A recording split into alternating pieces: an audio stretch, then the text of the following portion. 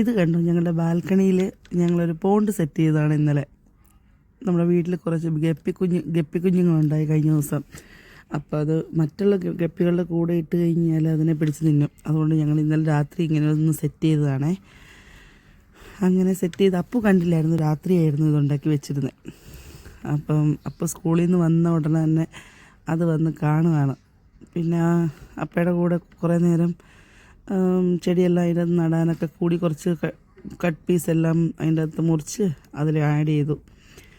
പിന്നെ ഇങ്ങനെ മീൻ കുഞ്ഞുങ്ങളെയൊക്കെ കണ്ടുകൊണ്ട് ഇങ്ങനെ ഞങ്ങൾ നിൽക്കുമായിരുന്നു ബാൽക്കണിയിൽ.